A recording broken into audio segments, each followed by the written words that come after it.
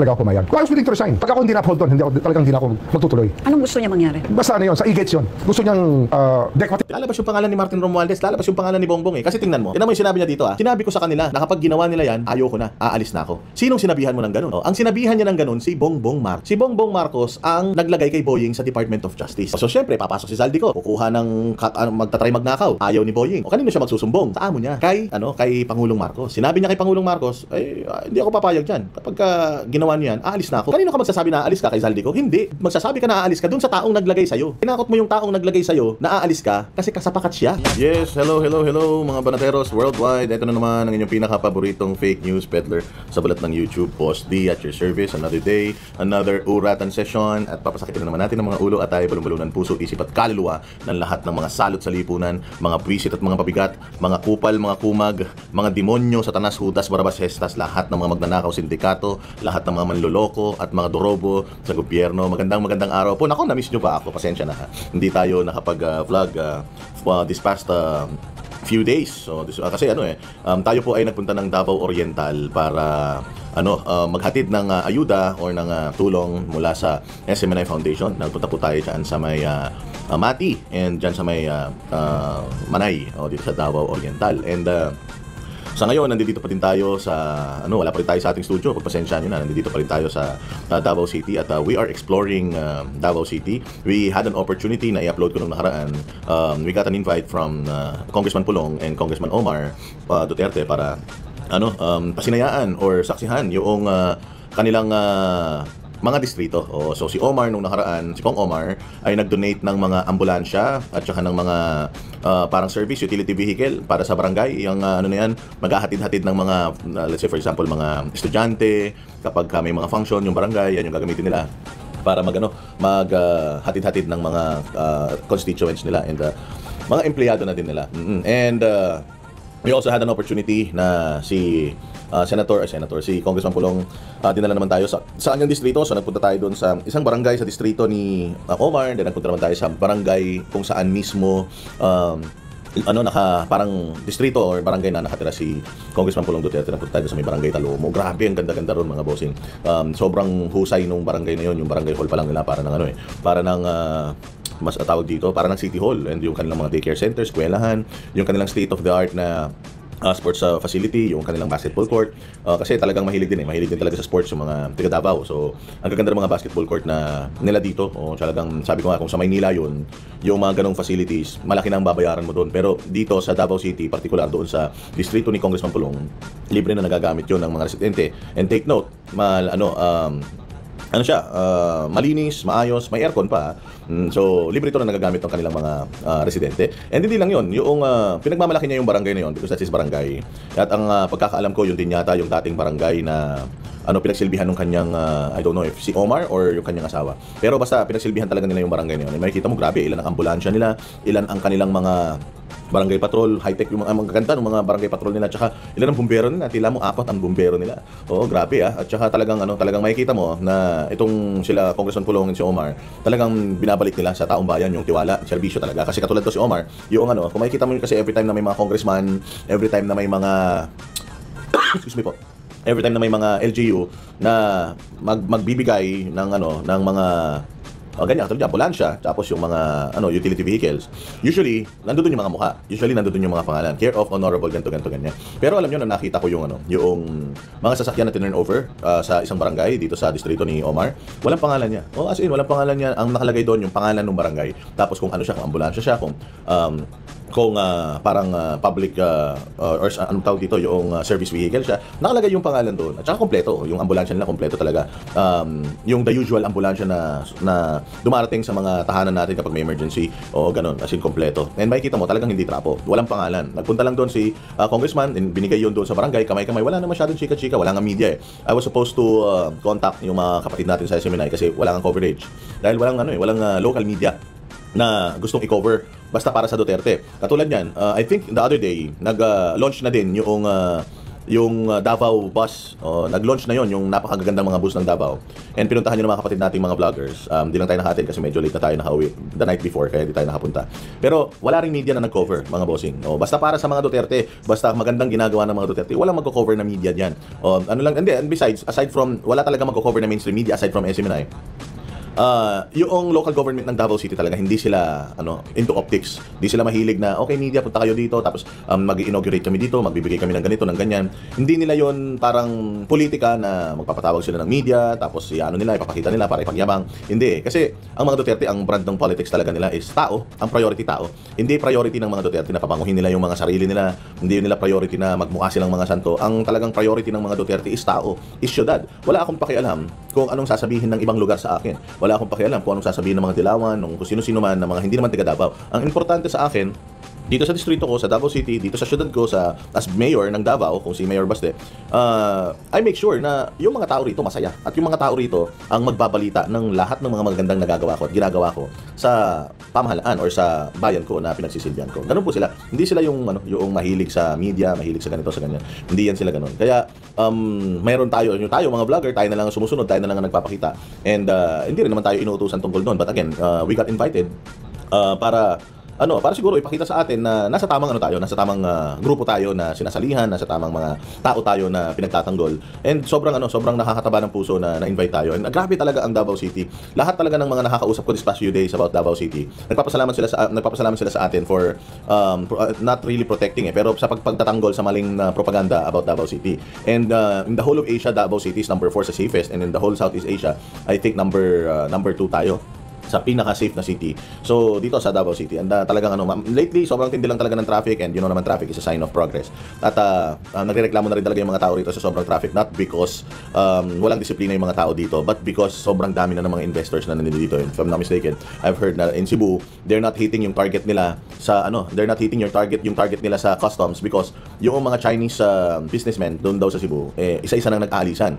And because of the xenophobia, yung pinapakalat na mga propaganda against China, affected yung mga businessman, mga Philchay nandito sa Pilipinas. So, umaalis muna sila, nagpapahinga sila, hindi muna sila nagbi-business dito, at nagsasuffer talaga yung economy natin. And ayun na nga, balita nga natin na hindi daw na-hit ng Cebu yung kanilang target diyan sa yung kanilang collection sa customs. I'm not sure how accurate, pero yun lang yung narinig natin. And we're just saying here na dito sa Davao City, ang mga investors, dahil nga ang mga namumuno dito sa Davao is hindi nakikialam masyado sa politika, and hindi talaga, kumbaga, ang Davao City is an open city, it's an open trade city. Kahit sino pwedeng mamuhunan dito basta legal.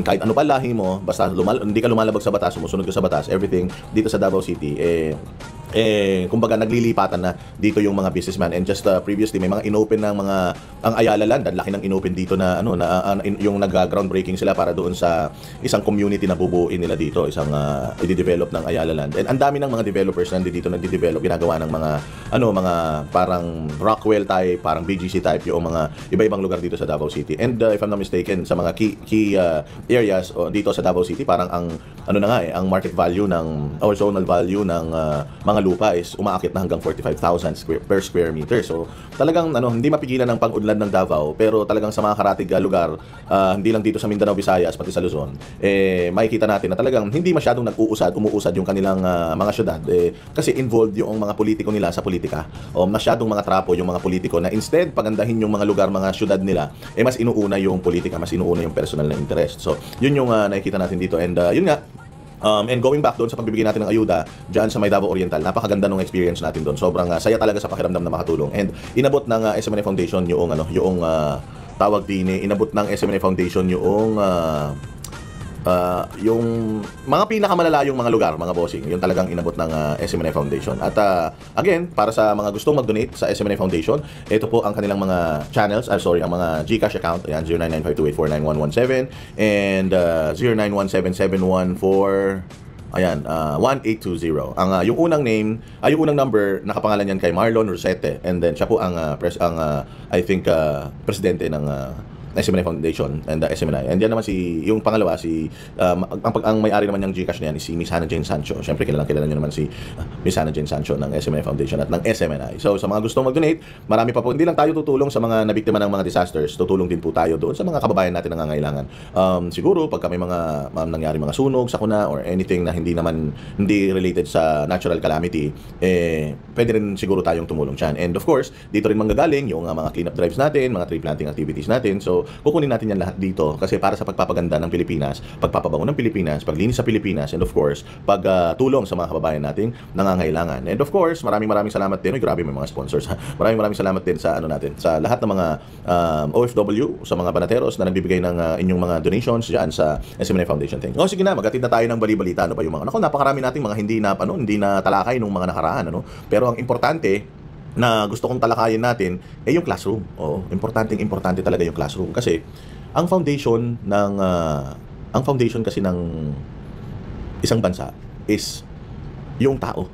At kung ang mga tao sa bansa mal-edukado, ang mga tao sa bansa mahihina ang mga utak, ang mga tao sa bansa walang sibilisasyon because without education and without law, there's no civilization. So kung mukha kang uncivilized, anong klaseng magiging bansa kayo? Anong klaseng mga leaders yung mamumuno sa inyo? Anong klaseng workforce meron tayo? Di ba? Kasi sa mga departamento, sa bayan natin, ang mga nandiyan, mga taong edukado.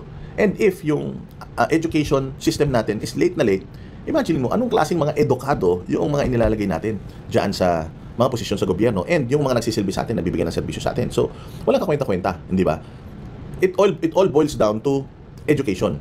5 lang naman. Actually, tama, 5 lang naman. Simple lang naman talaga ang problema ng Pilipinas. Una, pabahay. Pangalawa, security of tenure. Yung trabaho. Pangatlo, pagkain, health, and security. Di ba? At saka, education. Matamaan mo lang naman yung 5 na yon. Okay na Pilipinas Oo. And by saying, matamaan mo yung 5 na yon, i-prioritize mo yung 5 na yon, it also includes, hindi ka maging corrupt. Kasi, in order for you to tackle itong mga 5 problema or 5 pinaka-basic na dapat na sinosolve natin or ibinibigay natin sa mga mamamayang Pilipino, in order for you to tackle it and in order for you to give it to people, kailangan talaga hindi ka magnanakaw at hindi ka corrupt. Yun lang yun Oo. So, ang problema ng Pilipinas natin, ng bayang Pilipinas, is yung edukasyon, mababa, and pangalawa, yung corruption. And of course, kapag ka ang tao mal-educated, ang tao ay mababa ang kalidad ng edukasyon, nagre-resort yan to shortcut, and corruption, pagnanakaw. Ganun talaga dahil nga ang iyong kakayahan, ang iyong inabot ng isip ay hindi ganun kalawak at kalalim, doon ka sa pinakamabilis na paraan para mag-survive. And ano yung pinakamabilis na paraan para mag-survive? Yun yung mga bagay na kinukuha mo na lang basta-basta sa ibang tao. Magnanakaw. Para kang hayop sa Africa na you are a predator and ito prey and you'll just snatch the prey away from yung kanyang let's say for example, yung kanyang pamilya, di ba? You'll just snatch it away.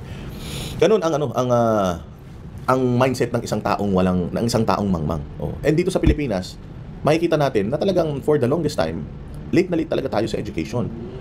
Noong naging education secretary si Inday Sara, yan nga yung sinasabi niya na gusto kong ayusin, gusto kong baguhin, K-12 tayo para lang sumabay tayo sa western country, magmukha tayong parang mga ang style natin sa Amerika na, pero kung makikita mo yung K-12, hindi naman talaga fit yung yung sistema ng pagtatrabaho dito sa Pilipinas doon sa K-12. And hindi rin talaga siya akma sa lifestyle sa buhay ng mga Pilipino because technically nagdagdag ka ng 2 taon para pag-aralin yung mga estudyante. Ang problema nga, ang hindi natin inaayos yung education system. Kasi magaling naman yung ating mga professionals magaling naman sila. Hindi naman dinagdagan yung mga years nila sa eskwelahan before pero magagaling sila dati. Kasi nga, ang education natin before, sumasabay pa sa buong mundo. Pero ngayon hindi Paatras tayo, paiwan ng paiwan. Paano ko masasabi? Yun na lang mga libro natin. Makita mo, daming mga misspellings, ang daming mga maling information, tapos pinapasok pa ng mga komunista, ilalagay pa yung mga propaganda ng mga makakaliwa doon sa mga libro natin. So yung mga bata, ayan, lahat puro burgis, lahat puros mga dilawan, di ba? Yung mga nasa eskwelahan. Dahil dilawan thinking yung ipinapasa ng mga guro natin sa kanila. So nung si VP Sara ay education secretary, binago niya lahat yun, tinatry niyang baguhin yun. She's trying her best para maka-cope up tayo with yung market, yung sa buong mundo, bigla naman siyang tinarantado ng mga nasa gobyerno. So classrooms, my goodness, imagine ninyo mga bossing, 22 classrooms lang ang natapos nila. Yun talaga ang masakit sa damdamin natin dahil ako nung nag-aaral ako, kasi sa public school ako nag-aaral elementary and high school, sa public school ako. Nung high school ako, nagka-classroom na kami sa ilalim na ng puno eh. O sa ilalim na ng punong mangga, na ikwento ko na yan before. Yung teacher nga namin before sa high school na nasa, hindi kami corridor kasi di ba nakikita nyo sa mga public school may corridor. Saan ang classroom nyo? Sa corridor. Ibig sabihin, classroom, sa labas ng classroom, kayo doon, mag-i-Indian seat kayo doon, doon na kayo aaral. Doon na din magtuturo yung mga teachers ninyo. So doon sa corridor, meron lang maliit na walkway para daanan ng mga tao. Yung teacher nyo, nandun kay lahat. Habang doon sa loob ng classroom, may nagkaklase rin. Sa sobrang may shortage ng classrooms before, doon na kami sa ilalim ng puno ng mangga. Mismong sa quadrangle na kami dahil puno na rin pati yung mga corridors, puno na din ng mga estudyante. So that was before. That was what? 1990s. 1990, mga 1991 pataas. Gayon na yun. So, imagine mo from that year hanggang ngayon, yun pa din ang problema natin, classrooms. Di ba? Hindi natin na-forecast kung gaano karami mga estudyante yung papasok sa mga paaralan. Kasi meron naman tayong census alam naman natin kung gaano kalaki yung population natin. So alam natin doon sa population na yun, ilan ang bata, ilan ang matanda, ilan ang middle age, di ba? So paano hindi natin na-forecast na yung mga classrooms kailangan natin dagdagan kasi maraming mga estudyante. It's happening before. Supposedly 20 years after, dapat malaki ng changes, hindi ba? Siguro kung ginawa ng tatlo yung shift ng eskwela, umaga, tanghali at meron ng hanggang late ng gabi para lang ma-accommodate yung mga estudyante na nandun sila sa mga classrooms, di ba dapat in-adjust na natin eh. Pero hindi eh. From the 90s, actually the 80s hanggang ngayon, yun pa din ang problema natin. Noong panahon ni Pangulong Duterte, in-address yan eh. With the pandemic, in-address yan. Libo-libo, daan-libo actually ng mga classrooms ang naipagawa. Classrooms lang ito, mga bossing. We are talking about classrooms. Hindi pa ito mga buildings. Kasi ang isang building pwedeng magkaroon yan ng mga 50 classrooms eh. Oo, hindi ba? So ito, ang ibig sabihin, ang nagawa ng gobyerno natin na classroom, 22 lang sa loob ng isang taon. Classroom lang ito. Hindi ito building, hindi ito malaking facility, classrooms lang. And then, ang sasabihin ng gobyerno na ito, na ang legacy nila is education and healthcare. Education, ang legacy mo, pero 22 classrooms lang yung napagawa mo. Ang legacy mo, healthcare, pero ninanakawan mo ang PhilHealth. Zero budget mo ang PhilHealth. Tapos, yung Malasakit Center, dinidefund mo. So, anong klaseng legacy? Ano ba yung legacy talaga ni Bongbong? Sirain yung mga institusyon na sinasabi niyang legacy niya? Ano ba legacy niyang sirain? O legacy niyang ayusin? Di ba? So, yun yung nakakapagtaka ron, 22 classrooms. Kawawa ang mga estudyante natin. Kung classroom lang, hindi nila kayang i-provide, paano pa kaya yung good education? Paano pa kaya yung proper curriculum? Paano magkakaroon tayo ng mga future good professionals and leaders kung yung foundation ng education natin, which is yung high school and elementary, hindi na maganda yung experience ng mga estudyante natin. Imagine, ang magiging mga surgeons natin in the future, mahina ang primary education. Di ba? Imagine mo yung magiging mga engineers in the future, mahina yung primary education. Kaya tingnan mo yung mga tulay sa atin, bingkong-bingkong. Kita mo yung mga proyekto sa atin, subcontract. Tingnan mo yung mga contractors dito sa Pilipinas, hindi mga civil engineers. So, ito ang problema ng bayang Pilipinas ngayon. Napakaraming problema ng bayang Pilipinas ngayon na hindi ina-address ng mga nasa gobyerno bagkus pinagkakakitaan pa nila. 22 classrooms, mga bossing. Tingnan ninyo. Nakaraang 3 taon, halos 22,000 silid-aralan ang nabuksan na. Ganyang kasinungaling ang hayop na yan. 22,000 daw na silid-paaralan ang nagawa nila. 22,000 It turned out, hindi siya 22,000. Sinungaling talaga tong Judas na ito eh. Hihigitan pa natin ito dahil talagang nakakaawa ang ating mga mag-aaral. Hindi na natin dapat nabibitin ang oras nila sa klase dahil sa... Again ito ay SONA. Lahat ng pagsisinungaling niya sa SONA niyang dinadala. And feeling niya ang galing-galing niya talaga. Yung flood control projects nang nabisto siya dahil sa putang ng SONA na yan. Ito rin. Yung patungkol dyan sa classroom, SONA. So lahat ng sinasabi nito ni Bongbong Marcos sa kanyang SONA, puro kasinungalingan. At alam natin na ang sinungaling, kapatid yan ng magnanakaw. Bakit mo ipagmamalaki ang isang bagay na hindi naman totoo? Ibig sabihin, ginagamit nila yung mga bagay na yan na pinagmamalaki nila, ginagamit nila yan para pagkakitaan. And shame on you sa paggamit mo sa sektor ng edukasyon para lang yumamang kayo mga buwaka ng ina ninyo. Kasi sa totoo lang, hindi ko talaga maintindihan kung bakit sobrang magnanakaw kayo. Bakit sobrang ginagahasa ninyo yung pera ng taong bayan, kapakanan ng mga Pilipino. Hindi ko talaga alam kung anong klaseng mga satanas kayo. Kaya nga nung sinabi nung ate ni Pangulong Duterte, na kapanayam namin yung ate ni Pangulong Duterte, sabi niya, you have sold your souls to the devil. at hindi na kayo makakabalik. And hindi maintindihan ng lahat kung saan nyo dadalhin yung dami ng pera na yan na nakuha ninyo. Na maikli na lang naman ang mga buhay na itatagal nyo. Itong tao na to is 60 plus, is going 70. Hindi na to tatagal ng katulad kasing haba ng buhay ni Enrile. Anong gagawin mo doon sa mga pera na hindi mo even kayang gastusin in 5 lifetimes? Di talaga natin alam kung anong klaseng mga demonyo itong mga putang ina nito talaga sa totoo lang. Kakulangan ng classroom. Katuwang ng pribadong sektor, sisikapin natin madadagdagan pa ng 40,000 silid-aralan bago matapos itong administrasyon. Bago daw matapos yung administrasyon, tatapusin yung ilang pang 100,000 mga silid-paralan. Imagine, Bongbong, nangako ka ng 1 milyong pabahay taon-taon. That's fucking 6 million house for the whole of your term. Bahay, 6 na milyon.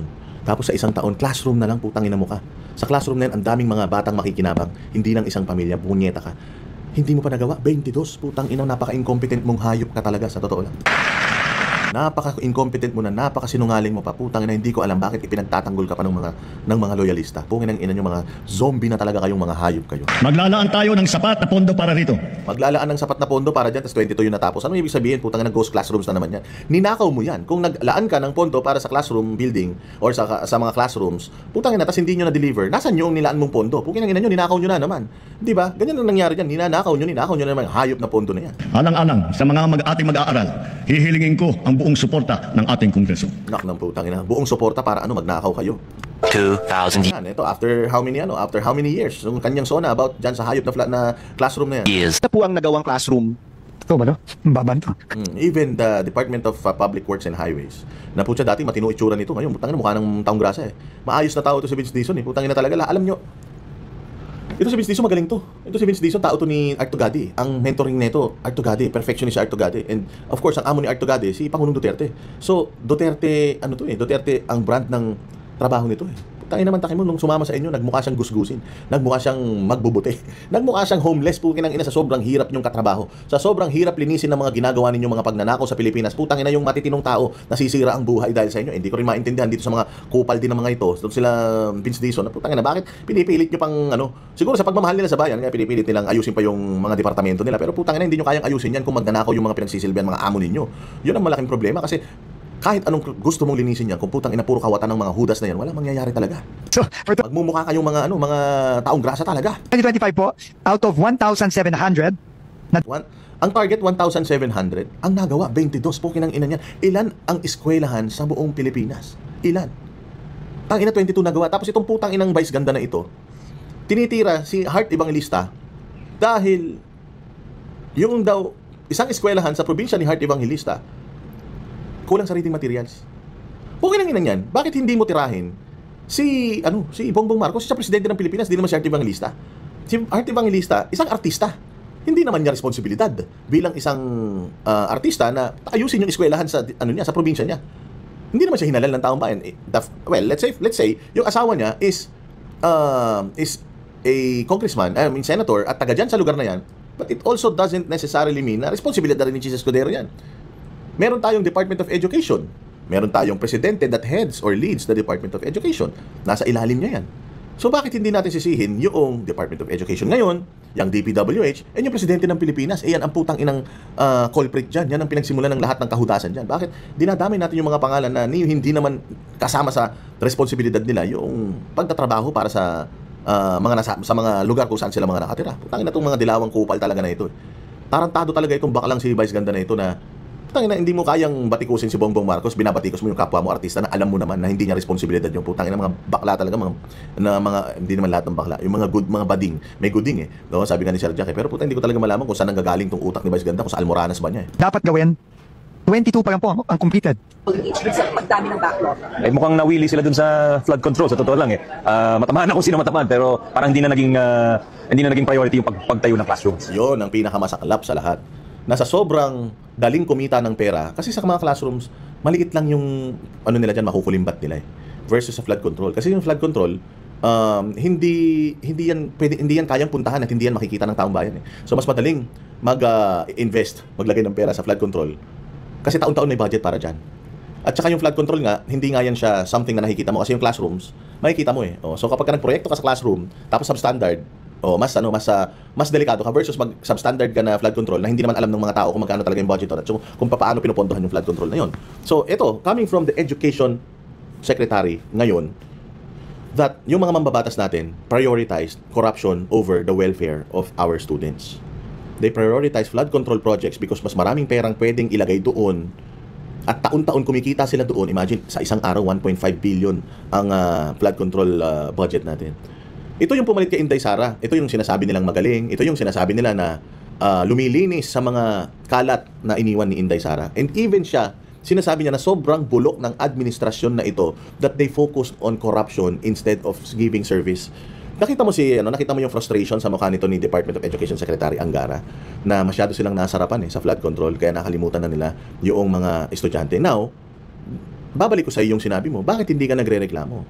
'Di ba? Bakit hindi mo ini-expose yung mga bagay na yan? And bakit pinababayaan mo, being the Department of Education Secretary, bakit pinababayaan mo na mangyari yan? Because si Inday Sara, nung siya ang nandiyan sa Department of Education, nag-pushback siya. Hindi niya pinayagan na gawin yan sa kanya. She even tried to say it or tell it to the President na ginagago yung departamento niya ng mga congressman. Bakit hindi ka magsalita ngayon, Angara, tungkol doon? At sinasabi mo na you are trying to clean the mess, or at least the Malacanang is saying that you're trying to clean the mess that Inday Sara left behind. Kung nung panahon mo, 1 taon mahigit ka na rin na Department of Education Secretary, hindi mo kayang ipaglaban yung departamento mo. So, ibig sabihin, sumasabay ka lang din sa Agos. The fact na pinabayaan mong 22 classrooms lang yung matapos sa taong ito, ibig sabihin, hindi ka rin nag-perform. Ibig sabihin, incompetent ka din. Katulad ng amo mo na naglagay sa'yo dyan na si Bongbong Marcos. Yes. The reason why there's a classroom shortage in this country, if I can put it so bluntly, is because there are almost no kickbacks in classrooms. Nakaraang 3 taon, Yun yung sinasabi natin. Nasa classroom, maliit lang ang kickback. Kasi, classroom lang yun, di man building yun eh. 1 kwarto lang yun. So, mental mo, 22 na kwarto lang yung nagawa nila. Baka substandard pa yan. 22 na classroom. Out of thousands of schools, public schools, government-run schools dito sa Pilipinas, 22. Nasaan ang hustisya? Bakit hindi natin naririnig na sumisigaw yung pukin ng inang ACT Teachers Party List? Bakit di natin naririnig na sumisigaw itong mga putang inang mga makakaliwa na itong mga komunistang mga NPA na mga putang inang to? Bakit hindi sila nagsasalita? Because they're part of the corruption already. Si Martin Romualdez, sobrang galing niyang negosyante na bago pa siya maging Speaker of the House, naisip niya na kung ano yung gagawin niya. Na by the time na maging Speaker of the House ako, a long time ago, niraran niya na yung scheme sa utak niya. Kaya imagine, pag upo niyang Speaker of the House, 3 taon puta nabili niya lahat. Majority ng media nakuha niya, sundalo, police, kapwa niya congressman, mga makakaliwa, mga komunista, nakuha niya lahat. Minanipulate niya lahat. Ang House of Representatives, supposedly hati yan, it's always divided. For check and balances, dapat laging divided yan. Parang sa Senate, it's always divided. Malaki pa rin yung numero ng majority sa minority. 'Di ba? Minsan, kung ang majority 15, the other half minority. So malaki pa rin yung numero. And most of the time they debate. Sa Congress, sa dami nila, imagine mo, itong pinakamasamang ginawa ni Martin Romualdez sa Kongreso. Yung ni-unite niya yung Kongreso. Noong ginawa niyang isa Kongreso, because Congress should always be divided. Kasi they should always debate for check and balances. But nung naging Speaker of the House si Martin Romualdez, ang ginawa niya, binuo niya yung bahay. Lahat ng magkakagalit, inayos niya. So ngayon, hindi na sila nagdidebate, hindi na sila nagtatalo-talo, hindi na nila ini-expose yung isa't isa, hindi na nila china-challenge yung bawat isa. Dahil, ginawa ni Romualdez sa isang malaking sindikato yung Kongreso na mag-a-agree tayong lahat. Na ako ang boss, kung ano yung sabihin ko, mag-a-agree kayo, kasi kung hindi, yung mga budget ninyo, hindi ko i-release. Di ba? Yung mga budget ninyo, hindi ko i-release. Ganun lang yun. So, instead, magkaroon tayo ng isang Congress na nagtatalo-talo, nagkaroon tayo ng Congress na naging sindikato, tapos ang pipirma, pinsan pa noong Speaker of the House. So, ganun tayo sinindikato na itong mga hudas na ito. Makikita mo, may konting pushback or may konting nangyayaring debate sa Senado, but still, sobrang makapangyarihan na ang Congress and the President, meron na silang marriage.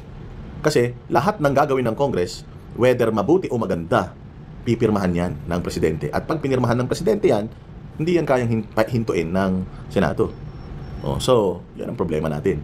Akala ko nga noon na mas mabuti na magkakaayos lahat, mas mabuti na magkakapati lahat para mabilis yung proyekto. Kaya lang kasi nangyari ngayon, naging isa sila sa pangagnanakaw.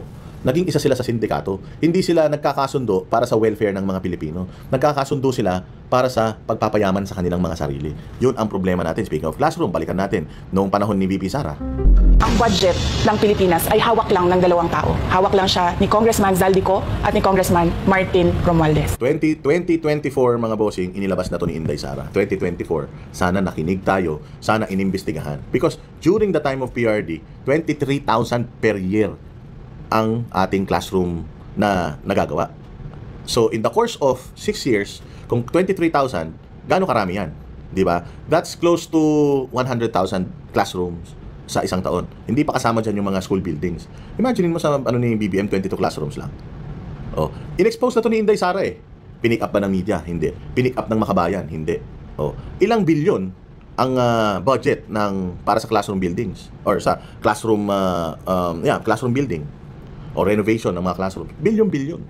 O bakit ang hinahabol natin yung 125 million ni Inday Sara na well accounted for naman, merong notice of merong certificate from BIR or from COA na unqualified opinion. Bakit yun ang hinahabol natin? Bakit ito? Nasaan na ngayon yung mga magagaling na mga makakaliwa na champion di umano ng human rights? Putang ina. Yung basic rights ng mga estudyante to have a decent classroom. Hindi nyo naman pala kayang papasukin i-house yung lahat ng estudyante, ba't hindi na lang tayo mag-blended learning? Mag-online na lang sana yung kalahati, di ba? O every other, kumbaga skeletal na lang sana tayo. O kalahati ang papasok, ngayon bukas yung kalahati. Tapos yung kalahati, mag-online na lang. Sana ganoon na lang gawin natin. Hindi nyo naman pala kaya. Puta, kaysa naman, budgetan nyo yung classroom, tapos nanakawin nyo rin yung pera. Tangin na ninyo, mamatay na kayo, mga hayop kayo talaga. Yan ang katotohanan. Halimbawa ko dito, medyo mahaba ito, kaya pagpasensyahan mo. Ang halimbawa ko dito, sa DepEd muna tayo. Sa Department of Education, noong taong 2023, merong 5 billion na inapprove para sa classroom construction. Nagulat ako.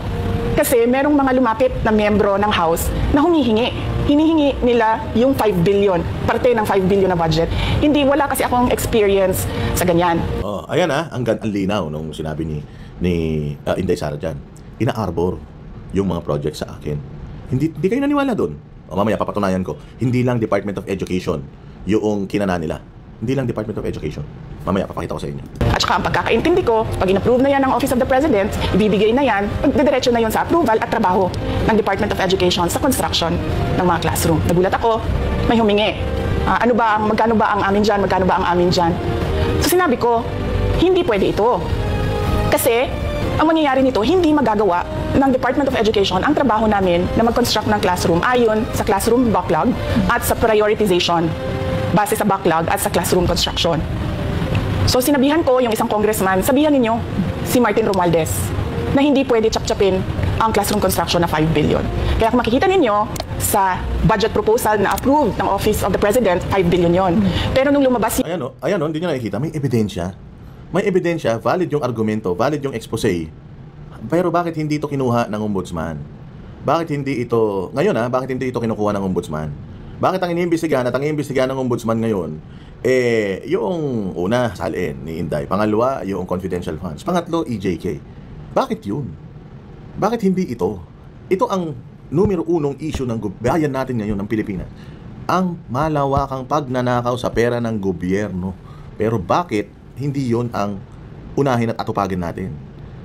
Alam nyo na kung anong sagot dyan. But I still have to ask. Para naman baka sakali, putang ina magising kayo sa katotohanan at baka sakali, itong mga putang inang mga basher na nanonood dito, masagot nila. Bakit ang target puros mga Duterte aligned at mga kaso na inuugnay sa mga Duterte na walang mga ebidensya? Samantalang ito, merong ebidensya mula sa GAA. Ito lang yung hininging budget, binloated nila yung budget, tapos walang output. Isisisi nyo sa Department of Education, ang naglagay ng insertion, Kongreso. Bakit hindi yun ang natin, imbestigahan natin? Putang ina kasi, puros mga kawatan Sa sobrang dami ng pera na ninakaw nila, lahat ng tao sa paligid nila, binibili nila para ipagtanggol sila. Para alisin ang mga Duterte sa mga landas nila at makapagpatuloy sila sa pagnanakaw. Hindi naman Duterte ang problema nyo Kaya kayo na nabibisto sa mga pagnanakaw ninyo Ang problema dyan, mulat na ang taong bayan na even if alisin nyo ang mga Duterte, maghahanap ang mga Pilipino ng mga bagong Duterte na magli-lead sa Pilipinas. Huwag nyo lang dadayain mga pukin ng ina ninyo. Pero sigurado ako na kung hindi man mga Duterte, maghahanap ang mga Pilipino ng parang Duterte. Nagkaroon na ng benchmark yung pag-siserbisyo sa publiko sa Pilipinas eh. Ang gusto natin parang Duterte na. So matanggal nyo man si Inday, mapa-impeach si Inday, putang ina ninyo, yung mga ilalagay nyong mga tao, yung mga patatakbuhin ng Liberal Party, patatakbuhin ng putang ina mga loyalista, lahat yan, hindi na yan mananalo basta hindi dadayain ni George Garcia. Yun ang problema ngayon. Hindi na mga Duterte ang problema. Ang mga problema rito, sobrang ganid kayo mga putang ina nyo. Lahat naman ng politiko may mga kinikita at mga korupsyon yan. Kaya lang putang ina, sobra sagad sa buto yung korupsyon nyo na pukin ng ina nyo. Pati na lang yung mga ilaw na nilalagay sa kalsada, putang ina pinagkakakitaan nyo. Tang ina nyo, kung pwedeng ibenta nyo lahat ng langgam sa Pilipinas, ginawa nyo na. Lahat ng mga kulisa, pukin ng ina nyo. Kung kaya nyo pagkakakitaan yung mga hudas kayo. Ganyan kayo kakawatan mga pukin ng ina ninyo. Hindi ninyo alam kung paano ninyo uubusin yung mga perang ninakaw yung mga hayop kayo. Kasi pag napunta kayo sa impyerno, bukas din, putang ina nyo, hindi nyo kayang dalhin lahat dyan. Ina mga hudas na ito, sa totoo lang, grabe talaga. Alam, pag iniisip ko, kagabi nga sa kwentuhan namin nila Mayor Baste, putang ina, ang laki ng problema talaga ng Pilipinas. Ang laki-laki ng problema ng Pilipinas. Mantay mo, binalikan nga natin, tangina 500 years ago, panahon pa ng mga Espanyol, tarantado ng mga Pilipino, tinatarantado ng Pilipino. Hanggang ngayon, putang ina niya, pinababayaan natin na tinatarantado tayo. Masaklap, ang tumatarantado sa atin ngayon, kalahi natin, putang ina niyan. Noon, ang tumatarantado sa atin, ibang lahi, Espanyol, Amerikano, Hapon, putang ina ngayon, mga Pilipino, ang tumatarantado sa mga Pilipino. Putang ina ang problema, hindi mo mamapalayas dahil Pilipino mga hayop na yan. Yun ang pinakamasakit na kapalaran ng bayang Pilipinas na putang ina, hindi natin alam kung paano talaga natin aayusin tong sobrang bulok na sistema na itinanim pa ng mga Espanyol dito sa Pilipinas. Yung GAA o yung budget approved noong 2023, naging 15 billion siya. Dahil hindi nga ako pumayag na kunin yung 5 billion, dinagdagan nila ng 10 billion yung classroom construction ng Department of Education. Yung 10 billion na yon hindi kontrolado ng Department of Education. Controlled yon ni Congressman Zaldico at Congressman Martin Romualdez. Hindi ko na kailangan ng corroborative witness dito dahil makikita niyo yon sa papel. Makikita ng taong bayan yon sa papel. Net, 5 billion, lumabas ang budget approved, 15 billion. Hindi pa natin masyadong kabisado yan, yung National Expenditure Program. Sinasabi na yun sa atin, NEP, GAA, hindi pa natin masyadong alam yan eh. Until sumablay talaga sila dun sa pagpirma ni Bongbong dun sa isang budget na di umano marami daw mga blanco. Simula nun, doon natin na-realize, lahat pa talaga na sinasabi ng mga Duterte totoo.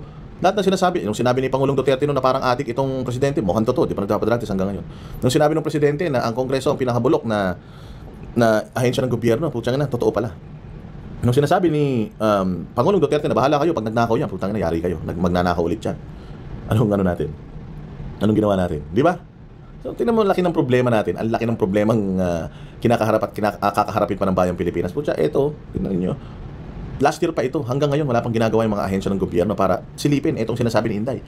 Buti na lang talaga natanong ni Bam Aquino yan sa budget hearing ng DPWH. Buti na lang natanong nila yan.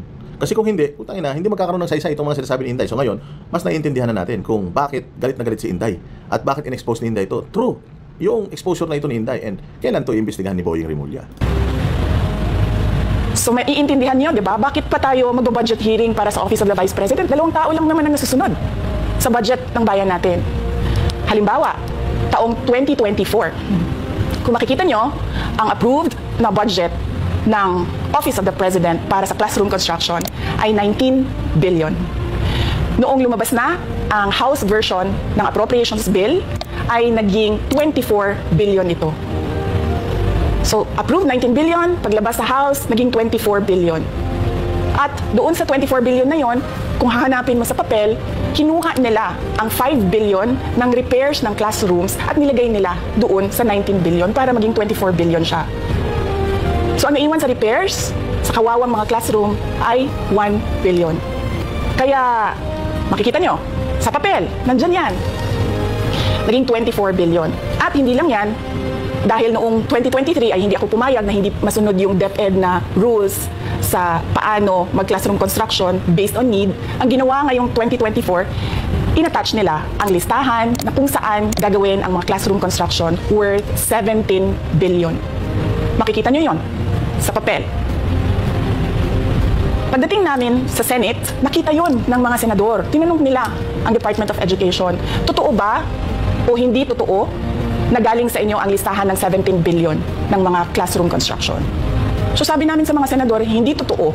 Hindi namin magagawa yung trabaho namin, hindi natin masasolve ang classroom backlog kung ganito ang nangyayari. Pwede ba ninyo kaming tulungan? Yung mga senador naman, very helpful sila.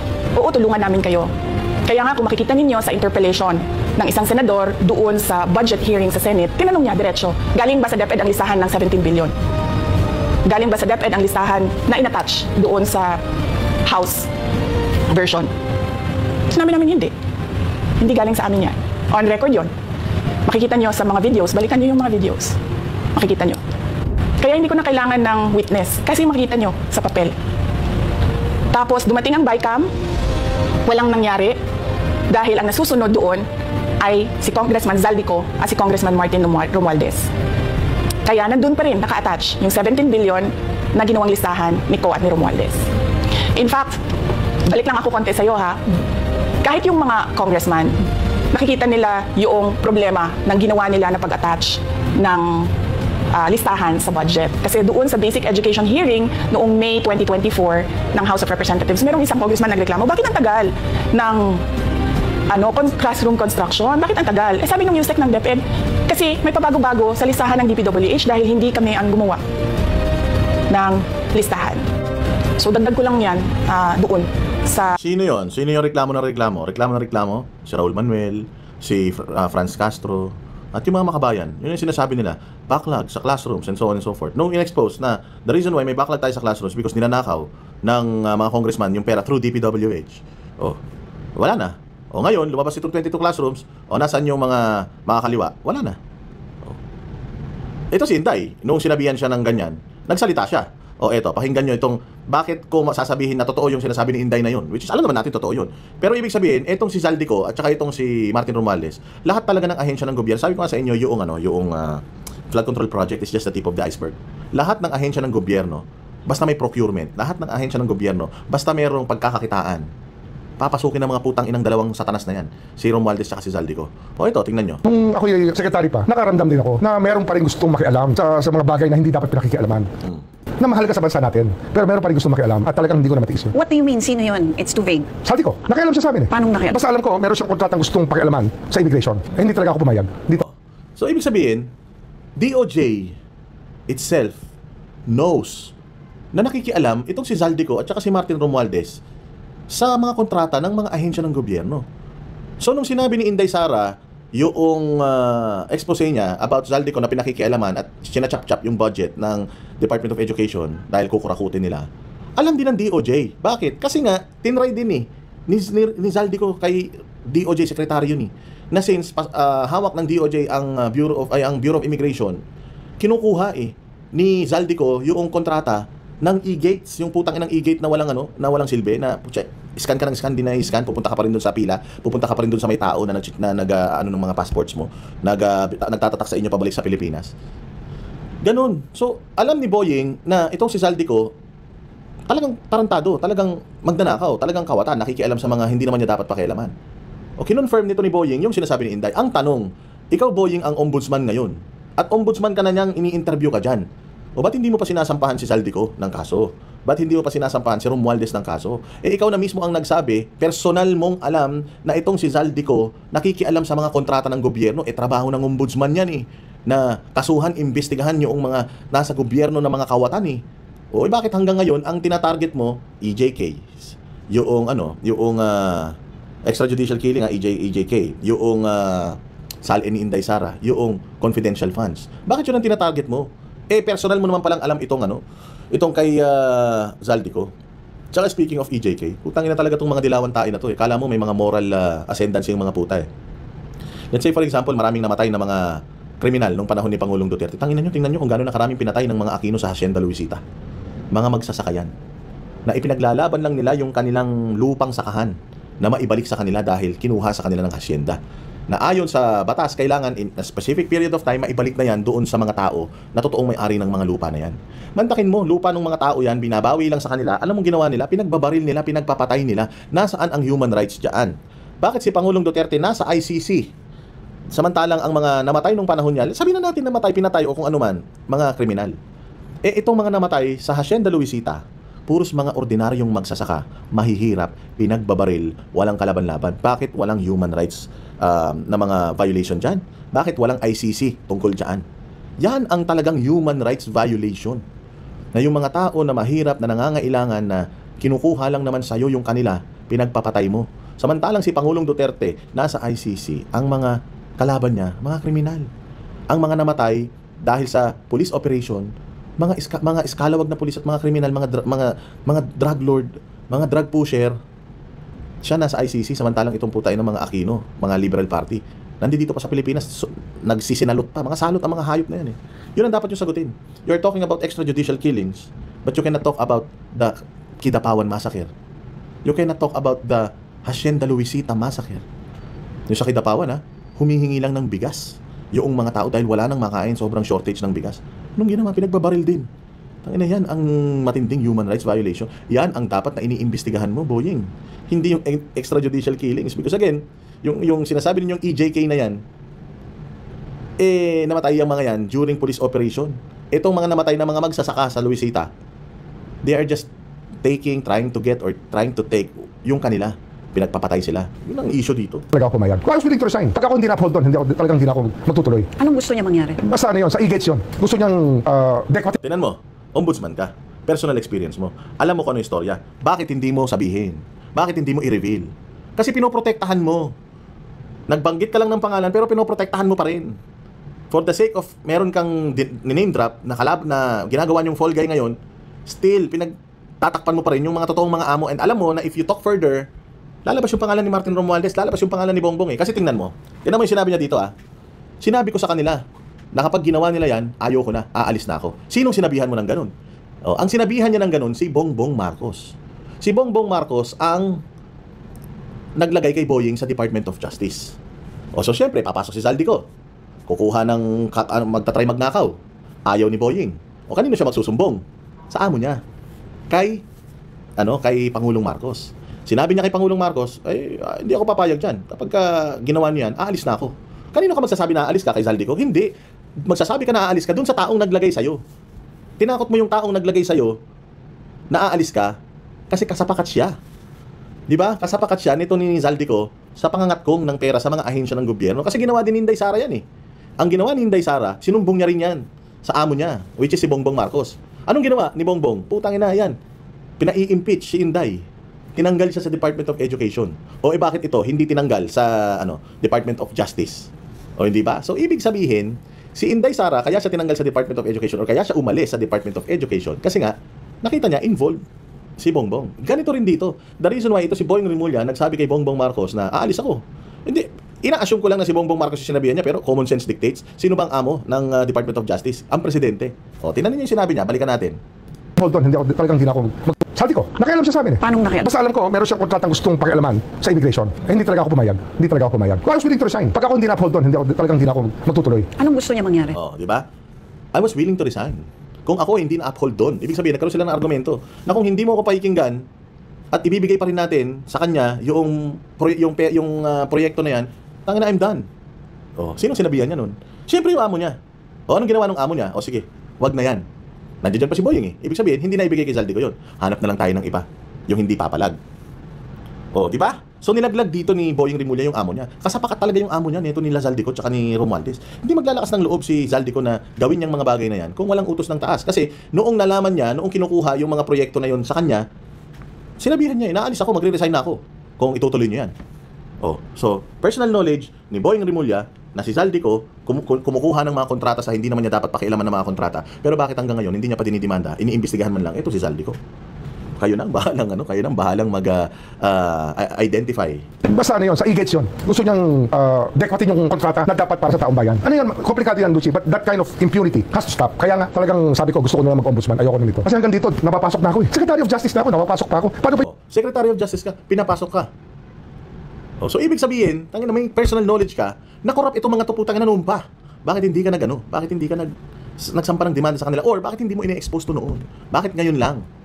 At ngayon na ombudsman ka na, may kapangyarihan ka na to prosecute these people, bakit hindi mo ginagawa? Because hindi yan ang instruction sa'yo. Kaya ka ginawang ombudsman para sa mga Duterte. Para trabahuin yung mga Duterte. Yun ang malaking problema. Kasi mai-expose ka because ang hirap maghanap ng dumi sa isang tao na malinis. Ikaw na mismo ang naglalaglag sa inyong mga sarili na yung grupo na yan pumapasok sa lahat.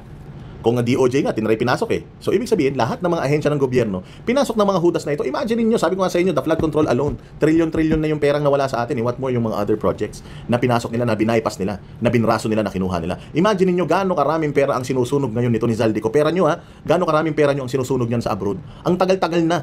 Ngayon nyo palang paplanuhin na imbestigan. Putay na itago na ni Zaldico lahat ng kayamanan niya, na i-transfer na niyan lahat ng mga properties niyan. Wala na yan, willing na yan, hindi umuwi ng Pilipinas. Why? Putang ina, kahit nasa buong Europe siya, sa buong buhay niya at gumastos siya ng sobra-sobra doon, hindi kayang ubusin yung pera na ninakaw niya dito. Sobrang dami nun. So mamumuhay na to si Pandak ng parang hari sa ibang bansa habang yung mga kababayan niya rito, putang ina, isang kahig, isang tuka pa rin. Lahat kayo mga kasapakat dyan. Yung iba, Napapasok. What do you mean? I'm sorry pinapasok for the na. terminology. Walang takot eh. Hindi na takot. Bali wala. Basta they do it because they can do it. Yun ang pakiramdam nila. As in, pinapakialaman nila Oo, yung pinapakialaman nila. hands off sila dyan. Yes. Siyempre, pet project natin yan. Mukha ng Pilipinas yan. E-gates yan. Immigration counters natin yan. Mukha ng Pilipinas yan. Ano gusto niya mangyari dapat doon? Ay, gusto niya kanya yung kontrata nung... Basta pinakikialaman nila in a sense that ito supplier driven ang ginagawa nila. Pinipilit nilang ilagay in terms of reference na sila lang ang papasa sa bidding. Hindi pwede yun eh. Sa bidding ng equipment? Oo, e-gates. Yung nilalagyan natin ng passport para... Yun. Why did they want that? Pera. It's just money? Yes. It's not so they can have more... So, alam ni Boying lahat yun. Ba't nila ginagawa yun? Pera! Noon pa DOJ secretary siya. Pero bakit hindi sinasampahan ng kaso? Bakit hindi siya nag-case build up? Bakit ngayon lang siya nagsasalta? Ombudsman na siya ngayon. O bakit hanggang ngayon hindi pa rin kinakasuhan si Zaldico? O dito sinabi niya na yung ginagawa nilang scam eh. O bakit ang iniimbestigahan mga Duterte? Tayo na kasi Boying, yan ang problema sa'yo eh. Ang tanda mo na eh. Nagka-cancer ka na kamo. Quadruple. 5 beses ka na heart bypass. Putang ina, 5 beses kang na heart bypass. Nagka-leukemia ka pa. Putang ina, hindi ka magdino. Sa isang igla, pwede ka na mawala sa mundo. Tapos putang ina, hindi ka pa gumawa ng kabutihan. Puro kahayupan pa yung ginagawa mo. Wala ka nang tinapay ka naman, Boying Rimulya. Ayusin mo yung buhay mo. Mamamatay ka na. Konting panahon na lang itatagal mo sa mundo. Paano ba naman na, putya, unahin mo naman yung bayan mo. Hindi yung pansarili yung interest. Diyos ko, anytime yung mga procedure na ginawa sa'yo, anytime pwedeng mag-snap yan at pwede kang mawala anytime sa tindi pala ng health problems mo. So dapat ang ginagawa mo habang may pinahiram sa yung si Satanas na buhay. Si Satanas, walang Diyos to eh. Yung pinahiram sa iyo ni Satanas na buhay, dapat ginagamit mo sa kabutihan, sa bagay. Putang ina, kung si Satanas nga naman nagpahiram sa iyo ng buhay, talaga naman puro demonyohan ang gagawin mo habang buhay ka, di ba? Kasi baka yun ang kontrata nila ni Satanas. Bigyan mo pa ako ng mas mabang buhay para putang ina lahat ng mga gawaing makademonyo sa mundo gagawin ko habang buhay ako. Baka yun yung deal nila. Kaya hanggang ngayon hindi pa kinukuha ni Satanas to. Meron silang kliyente siguro pero siguro silang kickback. Hindi ko na tinatanong yun. Basta nakita ko, gusto nila pakialaman niya. Really? Okay, so you couldn't do anything as Secretary of Justice? Basta nagsawa na ako. Sabi ko, hindi na pwede. Ang nabobo, di ba? Wala kang nagawa at wala kang magagawa bilang isang Secretary of Justice. Alam mo ang sagot niya? Basta nagsawa na ako. Ayoko na sa DOJ. Dito na ako sa Ombudsman. Pukin ang inang accountability yan. Tinan mo, ganyan ang klase ng utak, mindset ng mga putang ina nasa ahensya ng gobyerno. Kasi mangmang ang mga Pilipino at ginagawa nilang mangmang ang Pilipino, pinapanatili nilang mangmang ang mga Pilipino para putang ina, itong mga ganitong klase ng mga sagot, tanggapin natin, lunukin na lang natin dahil pukin ang ina, sanay tayo sa hirap, sanay tayo sa pagdurusa. Putang ina, dapat mali. Dapat singilin natin si Boying Rimulya na wala siyang ginawa, the mere fact na, right, sa pagmumukha niya, tinatry ni Zaldico na mangulimbat ng pera. And bilang isang DOJ, tanong ni Lucci dito, bilang isang DOJ, you didn't do anything or can't you do something about it? Basta ayoko na, umalis na ako doon, nag-ombudsman na. Puta yun ang sagot niya. Hindi siya, so, ang gusto ko marinig sana sagot dito is, hindi, kasi sasanampahan ko naman ng demanda or sasampahan ko sana sila ng demanda. Kaya lang, palagay ko, mas magiging effective kung ako ang ombudsman at ako dito sa ombudsman ko sila iimbestigan at ihahabla lahat. Di ba kung ganun sana, di maganda. Kaya lang hindi. Ay wala na, basta umalis na ako. Ayoko na dun. Dito na ako eh. Tanginan yan. Kaya yung ginagawa ng Pilipinas, ginagawa lang parang playground nila. Sa akin to. Kasi I go to work every day. Tinataya ko buhay ko araw-araw. Sabay yun ang gagawin nyo sa akin. Hindi pwede sa akin. And so now that you're ombudsman, are you in a better place to do that? I think so. How? What can the ombudsman do that the Secretary of Justice cannot? Punish erring officials. Investigate them. File cases against them. Prosecute them. Put them in jail. The Secretary of Justice cannot do that. They can only do that against private persons. Except for crimes committed by police officers that are chargeable to us. That we prosecute ourselves. Sabihin ng iba, paano namin malalaman na hindi mo naman tatargetin ng mga political enemies mo? And beyond that, Puchi, ano na to eh? I think that's too cynical. I think that's lack of respect for what I am and what I've been. I think that's a totally... Gago, wala mang respeto talaga sa tao, boy. Don't speak about respect because you're not even in the avenue of being respected, of a person that should be respected. O hindi dapat ina-accord sa iyo yung respect because basura ka na tao. O demonyo ka. O sa totoo lang, Boying Rimulya. O wala kang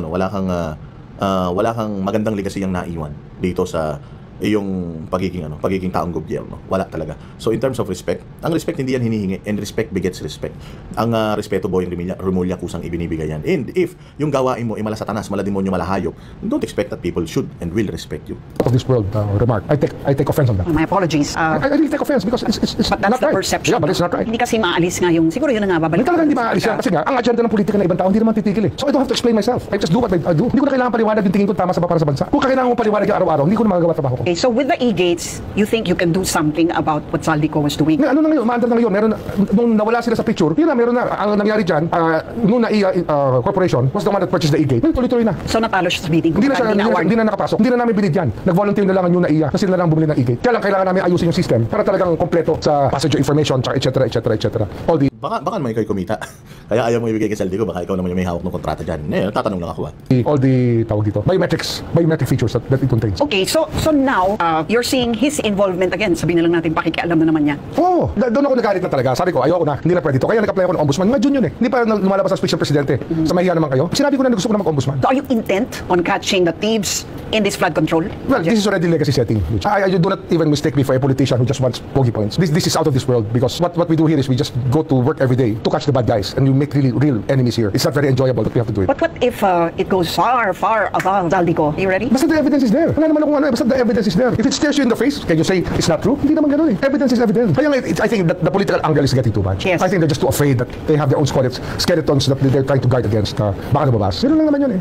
Nung ako Ayaw, no, hindi ba? Tayo na, tindi talaga dito ni Boying. Pero yari siya dito kasi binisto niya talaga si Bongbong dito na wala talagang ginawa si Bongbong Marcos noong sinabi ni Inday Sara sa kanya that congressman, tong dalawang si Zaldico at si Romualdez, nung may gusto silang gawin sa pera or pakialaman sa gobyerno, walang ginawa si Bongbong. Same goes with Boying. Sinabi din ni Boying kay Bongbong. And if itutuloy niyo yan, aalis ako. Di ba? Hindi umalis si Boying. Ibig sabihin, hindi natuloy. Ibig sabihin, alam ni Bongbong Marcos yung katarantaduhan ginagawa nila Zaldico. And may ginawa ba siya about it? Wala siyang ginawa about it. Ito. Pero meron pa rin meron siya sinasabi. Ginawa daw po yung pasikreto eh. Secret decision daw po yun eh. Sabi naman ito, yung patungkol naman ito doon sa nakuryente si Boying Rimulya gawa ng sinabi niya na meron na daw ruling si Conchita Carpio na itong si Tess Daman Villanueva ay papanagutin, di ba? So ngayon wala pa man yun sa Sandigan Bayan, sa ano pa lang yun, nasa ombudsman pa lang yun. Kasi yung ombudsman parang DOJ, prosecutor. They prosecute and then Sandigan Bayan na magde-decide whether yung sila mag-hear nung kaso. Okay, so nangyari kay Villanueva, meron ganun. Kaya lang nung panahon ni Martires, siguro nagkaroon ng motion for reconsideration and review and whatever, binuhay ulit and na dismiss or na clear si Tess Daman doon, no? Si Villanueva kasi nanalo pa yung party list nila Villanueva, may mga ganyan palang kaso. But anyways, natanggal na clear yung issue na yan kay Villanueva. So ngayon, itong si Martires, hindi man niya kasi trabaho na lahat ng gagawin niya papresko. Nakikita ba si Martires sa papresko? Hindi naman. Ang trabaho ng isang ombudsman, kasuhan yung mga magnanakaw na mga lumalabag sa batas o lumalabas sa mandato nila ng mga taga-gobyerno. Yun ang trabaho niya. Nagawa ba niya yung trabaho niya? I guess so. Marami naman siyang mga na-file na mga kaso. Marami rin naman siyang palagay ko, marami rin naman mga na-prosecute. Marami rin naman mga nabigyan na ng sentensya ng ombudsman, ng Sandigan Bayan. So, si Boying Rimulya kasi yung tipo ng tao na lahat kailangan niyang sabihin kasi he wants to stay relevant and mataas talaga ang pangarap nitong tao na to at cloud chaser talaga. So, yun ang ginagawa niya. Yun ang gusto niyang mangyari. Yun yung mga trip niya sa buhay. Yung anuhin yung mga yan. Yung ipagkalat lahat ng kilos niya. Mahilig magpapresko niyan. DOJ pala, putang ina. Siya na laman ng TV. Di ko maintindihan kung bakit. So, pero hindi man yan ang trabaho talaga ng ombudsman. Trabaho ng ombudsman, magtrabaho ayon sa kanyang mandato. Hindi niya kailangang i-announce lahat ng mga kinasuhan niya. Kasi when you put it in public, kasi masisira mo yung buhay ng tao eh. Pwede mo masira yung buhay ng tao kasi nag-speculate ka pa lang na may probable cause sa kanyang ginawang kasalanan, may reklamo tungkol sa mga ginawa niyang kasalanan. So, ang dapat na avenue ninyo is kung yung korte. In this case, yung Sandigan Bayan. So, hindi mo kailangan sirain pa yung buhay ng tao. Kailangan mo lang gawin, isisampa yung kaso kung talagang kriminal ito, masisintensya ito ng Sandigan Bayan. If not, edi good, masama nun kung sinira mo na yung pangalan niya sa public opinion. Dahil nga sa Pilipinas, pag nasampahan ka ng kaso, parang feeling ng mga Pilipino, guilty ka na eh. So ngayon, biglang hindi pala siya guilty. Di nasira mo na yung buhay niya dahil sa public perception na kapag kinasuhan ka, kawatan ka. Di ba? Na dapat hindi mo ginagawa. Siya din, bilang DOJ secretary, dapat hindi niya ginagawa yun eh. Hinihiya niya yung mga tao eh. Na hindi pa naman niya napapatunayan na may kasalanan. Marami na siyang ginawang ganyan. And ganito rin ang gagawin nito ni Boying Rimulya sa ombudsman.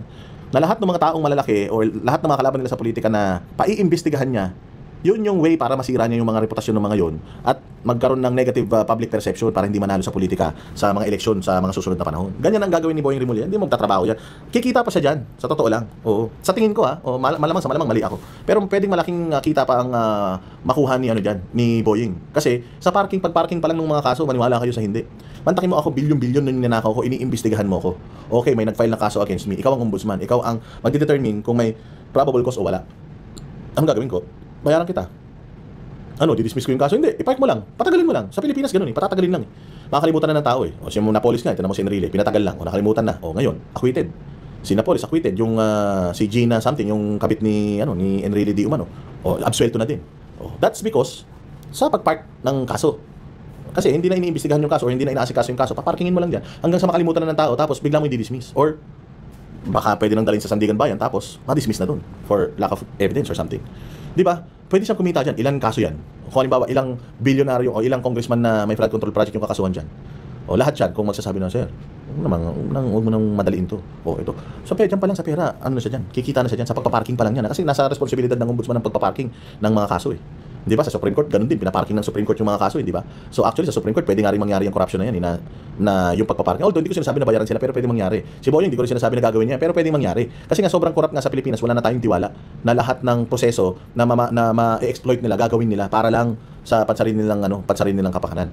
So kaya masarap talaga buhay nito ni Boyong diyan kasi sa DOJ, maliliit na tao lang yung mga diyan, mostly criminal na mga maliliit na tao lang. So kung halimbawa tumatanggap sila ng lagay, hindi yan ganun kalaki versus kung ang iniimbestigahan mo mga plunderer, putangin lang yan, sa laki ng perang ninakaw niyan, malaki din yung perang gagamitin yan para hindi sila makulong, di ba? At in order for them na hindi makulong, yan mga technicalities, parking yung kaso, patatagalin yung kaso, paikot-ikutin, i-dismiss sa ombudsman level, mga ganun. Ganun talaga mga bossing. So yan ay itong nangyaring ginawa ni Boying kay Villanueva, sumabog talaga sa mukha niya ito. Dito nagpapakita na incompetent si Boying Remulla, hindi siya nagre-research, wala silang GC. At lang talaga, political attack dog lang talaga siya ng administration. Para sa akin, I may be wrong. Pero yun yung opinion ko. Maybe, baka iba yung opinion nyo. Lagay nyo dyan sa comment section. Pero ako, yun yung nakikita kong ginagawa niya rito. Kanina lang, yung interview niya. Sinasabi niya na si Romualdez, si Zaldico, pinapasok siya nung nasa DOJ siya. Ngayon, nandiyan na siya sa DOJ. Nasimulan na ba? Wala. Ang sinabi niya nasimulan na is yung procurement noong e-gates dyan sa NAIA. Pero yung kaso kay Zaldico dahil doon sa tinatry niyang imanipula yung kontrata ng NAIA dyan sa Bureau of Immigration dyan sa mga e-gates. Naimbestigahan niya na ba? Hindi pa. In-expose lang niya pero hindi niya iniimbestigahan. Ano ibig sabihin nun? Kasi nga, kasi magkakakrupa yung mga yan. Ombudsman na Uncle Sam Martires, paano mo secret nandun nga sa system nila na isang click mo lang makikita mo na dismiss na pala. CCMS. Yan po. Di ba? Yes po. Naka-computerize pala naman niya na mukhang nagkulang lang sa pag-due diligence parang case category management system. Yan po. Na isang pindot na pala dyan, makikita pala lahat ng system yun eh. At saka alam mo, ang batayan ng hindi yung publicity. Kung hindi yung recording. So ang tanong mo, na-record ba? Record na record, nasa CCMS eh. Hindi naman ko mo hindi pinabli, sikreto na. Meron mga kasi taong ayaw naman magpapublish. Halimbawa si Joel, sinabi niya, total nanalo naman siya, napakatahimik na lang. Si Ombudsman Martires naman, tahimik naman yung tao na yun. Nagawa ko na yung tungkulin ko, sabi niya ko, ba't ako magsasalita? Hindi kagaya ng predecessor niya na babae. Daldal ng daldal yun eh.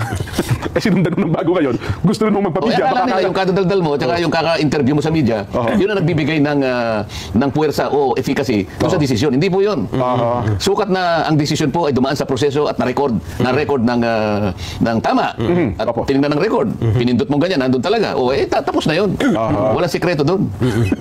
Paano kung nandun ako? Nagtalo na naman kami. Oo nga po. Kasi tinatanong niya yung karap ng media eh. Kakaiba, alam niyo ba na na-dismiss? Mga batang media tayo, hindi rin po namin alam eh. Na na-dismiss pala yung kaso. Yun mo talaga. Sabi ng Malacanang na kesyo surprise, hindi surprise. Yung lack of research ninyo doesn't equate to blindsided kayo. No, it's just that Samuel Martires is not as epal as you are. So Samuel Martires is not after clout. Hindi siya ganoon katulad nyo na puro media, puro daldal, mas nauuna pa actually yung inyong pagpapamedya kaysa doon sa totoong paggawa nyo sa mga trabaho ninyo. Hindi lahat ng hindi nyo alam ay sikreto. Napakaraming mga kaso dyan sa ombudsman na hindi naman talaga natin nalalaman. Ang hindi ibig sabihin sinisikreto sa atin. It's just that hindi trabaho ng ombudsman na i-announce sa buong mundo yung mga tungkol sa mga kaso nila. Ang ICI nga gusto nga nilang ilihim yung hearing, ayaw nga nilang i-live stream eh. Ito pa kayang ombudsman, hindi ba? Bakit ayaw i-live stream ng ICI yung kanilang hearing? Kasi nga ayaw nila na yung mga taong magpunta sa kanila na iniimbestigahan magkaroon ng public perception na guilty sila or may kasalanan sila or mga magnanakaw sila. Ganon din dito sa sa ombudsman. So hindi ibig sabihin na hindi mo alam Boying Remulla, hindi ibig sabihin sinikreto sa iyo. Pwedeng tanga ka lang, kaya hindi mo alam. Pwedeng mangmang ka, pwedeng incompetent ka lang talaga, kaya hindi mo alam. Yun lang yun, masakit ang katotohanan. Pero kung ikaw naniniwala ka na ikaw may kumbaga punto, di sana tinuloy mo yung pagre-request kay kay Senate President. Pero the fact na talagang umatras ka, it's because it shows incompetence and it shows just politics. Namumuliti ka lang kayo dyan. Alaman ng media? Hindi nga. Yun nga ang Kailangan po talaga yun. Kailangan po ba ilathala, obligado bang ilathala yun sa mga payagan? Kailangan ba naitala sa isang malapad na periodiko ng mga ilang araw? Ganun ba? Hindi ba? So, hindi. Hindi na, wala naman sa batas yun. Kasi nga, sabi mo si Marcoleta, sumusunod lang sa batas. Wala sa batas yun. Yung mga gusto nilang mangyari. So, ngayon, tinanong niya, ikaw, media, narinig niyo ba yun? Tarantado, tangina mo. Malay ko. Kung kami tatanungin mo, ikaw nga, hindi mo alam, kami pa kaya. O, hindi ba? And if ever, alam ko, does it change the fact na you're incompetent? O, halimbawa, may tanong si Boyington, ikaw, alam mo, alam ko yun, sir. O, ganun ba? O, ano ibig sabihin nun?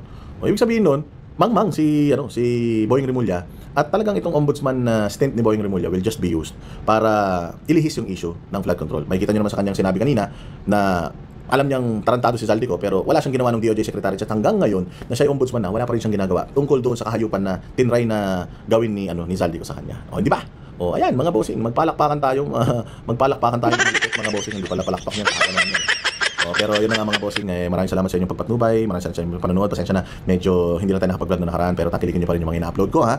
Para yung ating algorithm hindi magbago, para marami pa rin tayong mag-like, mag-share, mag-subscribe, at hit the notification bell. At maraming salamat sa inyong pagtangkilik, mga banateros. Panatilihin po kayo nakasubscribe sa lahat ng banateros. Si Banat by si Coach Oli, Master Judea, paring RJ, J. Guevara, Sir Jack, at syempre yours truly, Boss Dada TV. Mabuhay kayo. I'll see you again next vlog.